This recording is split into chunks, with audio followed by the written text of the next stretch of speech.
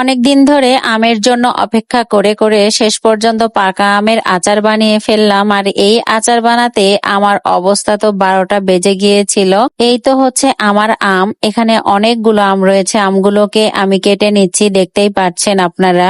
চেয়েছিলাম ফজলি আম, আর মানুষ আমাকে ঠকিয়ে দিয়েছে, মানে আমার হাজবেন্ডকে ঠকিয়ে দিয়েছে। সে আম সেই রকম ভাবে চিনে না, আশিনা আমকেই ফজলি আম বলে চালিয়ে দিয়েছে। আমগুলো নিয়ে আসার পরে একটা আম আমার ননদকে দিয়েছিলাম খাওয়ার জন্য, বলেছিলাম এগুলো ফজলি আম। সে কেটে খাওয়ার পরে বলছে, ভাবি এটা অনেক টক, ফ্রিজে রেখে দেন, পরে এটাকে আচার বানিয়ে নিবেন। তো আমি কিছুদিন বাহিরে রেখেছিলাম, যেগুলো খোসা ছাড়ানো হয়নি সেই আমগুলো, যাতে একটু পেকে যায় আর এটা আচার করতে ভালো হবে, মিষ্টি মিষ্টি লাগবে, টক মিষ্টি উভয়ই লাগবে। তবুও এখানে প্রচুর পরিমাণে চিনি দিতে হয়েছে। আমগুলোকে দেখতে পেলেন কেটে নিয়েছি খোসা ছাড়িয়ে, তারপরে এগুলোকে ধুয়ে নিচ্ছি। আর ধুয়ে নেওয়া হয়ে গেলে চুলাতে একটা কড়াই বসিয়ে দিয়েছি, সেখানে পানি আর লবণ দিয়ে রেখেছি। ওখানে এখন আমগুলো একে একে দিয়ে দিচ্ছি, আমগুলোকে সেদ্ধ করে নিব।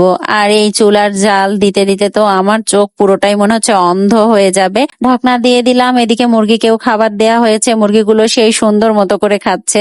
চুলার পরে মুরগিগুলো খুব জ্বালাতন করছিল, তাই তাদেরকে খাবার দেয়া হয়েছে। আর এইদিকে আমি আমগুলোকে উল্টিয়ে পাল্টিয়ে দিচ্ছি, ভালো মতো সেদ্ধ করে নিচ্ছি। যদিও পাকা আম, তবুও এই টকটাকে তাড়ানোর জন্য সেদ্ধ করে নিচ্ছি। পেকে গেছে তবুও এর টক যায়নি, এটাকেই বলে আরশিনা আম। এই আমগুলো আরশিন মাসে পাকে। আমগুলোকে একটা ঝাঁকাতে ঢেলে নিলাম, পানিগুলো ঝরিয়ে নিব যাতে টকগুলো চলে যায়। তারপরে তো মশলা রেডি করে নিয়েছি, অনেকগুলো মশলা আমি রেডি করে নিয়েছি।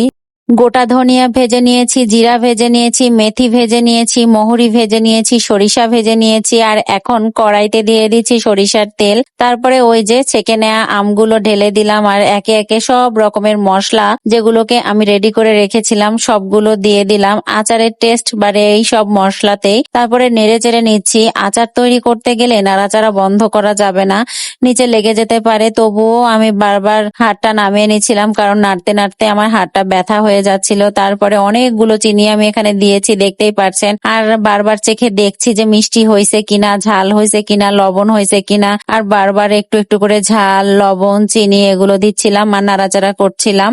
এই তো আবার চিনি দিয়ে দিলাম, দেখতেই পেলেন অনেক চিনি লেগেছে, এখানে প্রায় 2 কেজির মতো আমার চিনি লেগে গেছে। আর বাতাস তো হচ্ছে প্রচুর পরিমাণে, চুলা নিভে যাচ্ছে, ফু দিচ্ছি, চুলা ধরাচ্ছি, আবার আচার করছি। এই আচার গ্যাসের চুলাতে করতে গেলে অর্ধেকটা গ্যাসই আমার শেষ হয়ে যেত।